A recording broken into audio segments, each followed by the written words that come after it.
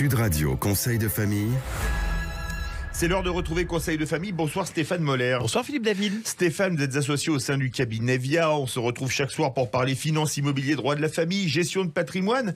Aujourd'hui, nous allons répondre à Pauline de Brignoles dans le Var qui nous demande dans quoi il serait préférable d'investir en période d'inflation. Alors c'est en effet une question intéressante qu'on se pose régulièrement depuis 2 ou 3 ans et qui est donc d'actualité. Même si c'est un peu trop général, on a coutume de dire qu'une inflation forte nuit aux personnes qui ont de l'épargne et profite aux personnes qui ont des crédits et en particulier des crédits immobiliers. Expliquez-nous pourquoi l'inflation nuit aux personnes qui ont de l'épargne. Alors imaginez que vous payez 10 000 euros, que vous ayez 10 000 euros sur des livrets. Si cette épargne vous rapporte 2% par an, mais que les prix augmentent de 5 ou 6% par an, eh bien mécaniquement la valeur de votre capital se détériore avec le temps.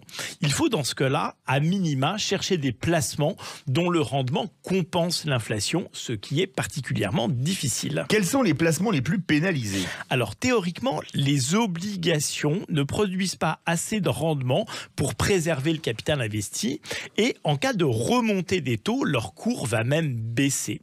Il est probable que le cours de grand nombre d'actions diminue aussi, mais dans une moindre mesure.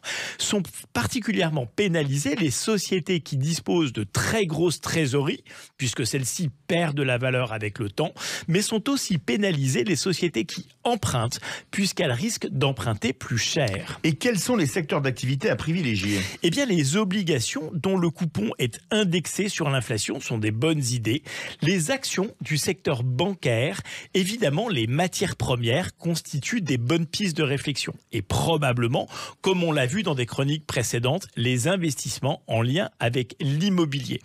D'une manière générale, il faut privilégier le crédit en période d'inflation. Et si j'ai des crédits immobiliers, quelle est l'incidence de l'inflation ? Eh bien, intéressant. Imaginons que nous ayons acheté un appartement pour 100 000 euros avec un crédit sur 20 ans. Le taux de crédit était à l'époque de 1% et les remboursements de mon emprunt sont de 6 000 euros par an. Hypothèse. Mon bail prévoit un loyer de 5 000 euros par an indexé sur l'IRL, l'indice de révision des loyers, dont l'évolution est finalement assez proche de celle de l'inflation. Fort de l'inflation de 5% par an, cette inflation va produire 2 effets bénéfiques. Mon loyer va augmenter d'environ 250 euros par an.